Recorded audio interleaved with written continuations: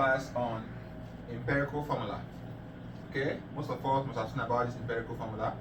Empirical formula is actually the simplest ratio that a compound can have. Alright? Simplest ratio that a compound can have. So when I have something like this, when I have the C6H6, this is not the simplest. The ratio of carbon to hydrogen here is 6:6. That's not the simplest ratio. Okay? We can break it down to 1:1, dividing both sides by 6. So we can still have 1:1. So the simplest ratio that this compound can have is 1:1. So the empirical formula for this compound is actually CH. Okay? So empirical formula, most of the empirical formula questions you see in your exams are done from calculation. Okay? If we know the percentage composition of elements, if we know the mass of elements that are combining, we can use that concept to get the empirical formula. Okay? So take a look at the question on the board. A gaseous compound that contains 27% carbon and 73% oxygen is a byproduct of winemaking. What is the empirical formula of the compound?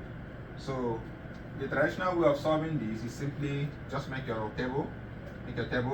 This is carbon, this is oxygen, right? So the percentage for carbon is 27%, while the percentage for oxygen is 73%. Okay? So you divide this percentage by their atomic masses. The atomic mass of carbon is 12, that of oxygen is what? 16. So if you go ahead and divide 27% by 12, you have 2.25, right? If you divide 73% by 16, you get 4.56. Once you have successfully divided by the atomic mass, the next step is to divide by the smallest mole ratio. This is the mole ratio, 2.25, 4.56. The smallest one is 2.25. So we divide by the smallest, 2.25. So this will give you 1, and then you divide this by 2.25. Now if you divide it by 2.25, what you will get for this is actually 2. Right? Okay? Now there is one more point that we need to make. How do you round up? How do you round up? For example, what exactly did we get for this? Okay? This gave us 2.02. So if you approximate to the nearest whole number, you get 2. But there's a problem we need to understand. We need to understand this. The only time we can approximate to the nearest whole number is if we have 0.01, 0.1, and 0.2. Okay? If we have 0.3, 0.4, these two conditions, you don't approximate. You multiply both sides. Multiply both sides by 3. Okay? If you have 0.5, 0.6, you multiply both sides by 2. If you have 0.7, 0.8, 0.9, you approximate. So you can only approximate when you have, let's say for example, we got 2.02. Okay, this is part of somewhere at this region. It's part of this region. Okay, so because it's 0.0 something, we approximate this to the nearest whole number. We have 2. But if we have 2.3, 2.4, you don't approximate. So we're going to solve problems involving something like this. So okay, so since carbon is 1 and oxygen is 2, the empirical formula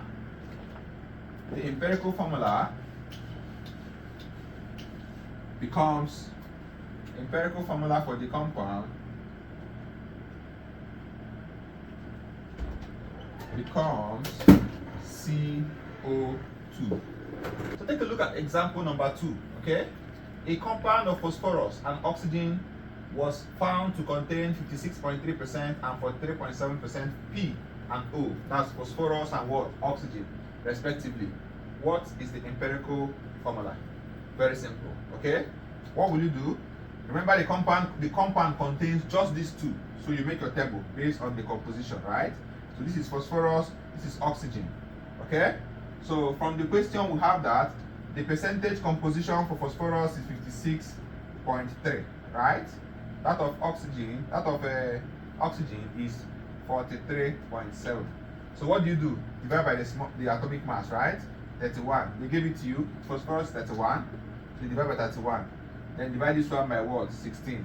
So this will give you, when you divide it, you get 1.816. 1.816. When you divide this, you get 2.731. 2.731. So what next? You know what next to do? Divide by the what? Smallest. The smallest is this. You have 1.816. Divide by the smallest, you have 1.816. Okay? So when you divide this by the smallest, what you will get is just 1. This will give you 1, right? But when you divide this by the smallest, you won't get 1, you will get something else. Now you are going to get exactly 1.5. 1.5. Now, for what I told you that if you divide by the smallest small ratio and you get something that is not up to 0.1 or 0.2 or up to 0.7, 0.8 or 0.9, this is 0.5. If you get 0.5, 0.6, 0.5, 0.6, multiply these two by 2 so you can get the nearest whole number. So when you do that, you have that 1 times 2 and 1 times 1.5. Okay? Remember, 1 multiply with 2, then this 1.5 multiply with 2, multiply with 2. Okay? So 1 times 2 will give you 2, 2 times 1.5 will give you 3. So the empirical formula for the compound becomes P2O3. This gives us 1, this gives us 1.5. We can approximate this to 2. Some students will go and approximate to the nearest whole number and you get 2. No. If you have 0.5, 0.6, multiply the two of them by 2 and then approximate. Okay? 1 times 2 will give you 2. 2 times 1.5 will give you 3. So the empirical formula for this compound is P2O3. Now take a look at example 3. A compound gave on analysis the following percentage. Okay? Potassium is 26.57%. Chromium is at 5.36. What is the empirical formula? If you take a look at the previous video we have solved, you notice that those percentage given to you, when you sum them together, you are supposed to get 100% or close 99.99%. Close or 99.98 or 95%. Okay, you must get something close to that. Now, but in this condition, you are seeing that these two things, when you add them together, it's not up to 100%, meaning that one other element was hidden. Now, anytime the element is not mentioned, the only time you can assume is oxygen is if the question is in this form. They said a compound, we don't know the compound, but we are going to assume that the missing element is what? Oxygen. But anytime they say a hydrocarbon and they gave you only carbon, what is missing is hydrogen. So be mindful of the question. In some questions, the missing element might be hydrogen.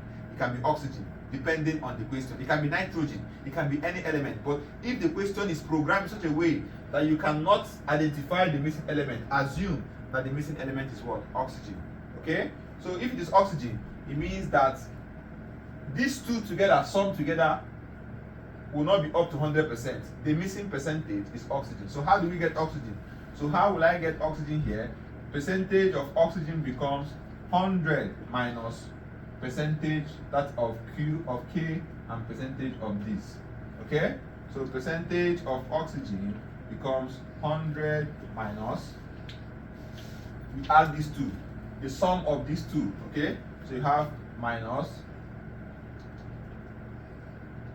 26.57 plus 35.36. Okay? So percentage of oxygen will be equal to, when you subtract, that of oxygen becomes 38.07%. So we have gotten oxygen. So we can now comfortably solve the question using the table. So we have K, we have Cr, we have oxygen. Alright? So potassium is what? Potassium is 26.57 divided by what? The atomic mass of potassium which is what? 39. Okay. Chromium is 35.36 divided by what? 52. Oxygen is 38.07 divided by what? 16. So when you divide by those numbers, the first one will give you 0.68. This one will give you also 0.68, while this will give you 2.38. So the next step is to divide by the smallest mole ratio. The smallest is 0.68, so I will go with 0.68, divide this, 0.68, divide this, 0.68, divide this. So this will give us 1 here, this will give us 1. When we divide 2.38 by 0.6, we are going to get 3.5. What did I tell you about 0.5? 0.5 means multiply everybody by what? 2. Take note. So if I multiply everybody by 2, take note. If I multiply everybody by 2, take here is K, here is CR, here is O. If I multiply this by 2, so I say 1 times 2, 1 times 2, then we have here 3.5 times 2. Okay? This will give us 2, this will give us 2, this will give us 7. Okay? 1 times 2. We said that if we have 0.5, after dividing by the smallest mole ratio, if we have 0.5, multiply the whole mole fraction by 2. So you have 1 times 2 will give us 2, 1 times 2 will give us another 2, then 1 times 3.5 will give us 7. So the empirical formula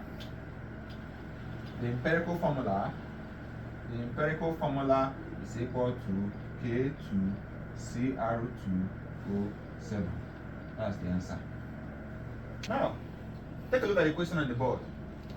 The combustion of 6.51 gram of an organic compound yields 8.36 gram of water and 20.47 gram of CO2. Determine the empirical formula of the compound. This one is quite different from the ones we have been solving.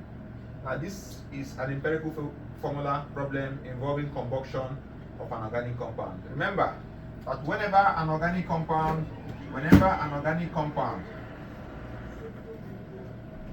undergoes combustion, that is reaction with oxygen, the products are CO2 and water for complete combustion, right? Whenever an organic compound reacts with oxygen in excess, the product is CO2 and water. So we are looking for the percentage of this carbon, hydrogen, and oxygen. If we can be able to get the percentage of this element, we can evaluate the empirical formula. So how do we do that? Actually, we can use stoichiometry to do this, but I prefer we use a formula to do that. Okay? The formula to solve for this question now, we are given the mass of the organic compound and the mass of the water and the CO2 produced at this reaction. So how do we use this equation or these parameters to get the percentage compositions of these elements that are likely to be in the what? Product. How do we do that? So the formula we are going to use is that percentage of carbon is equal to 12 over 44 times mass of CO2 produced over mass of organic compound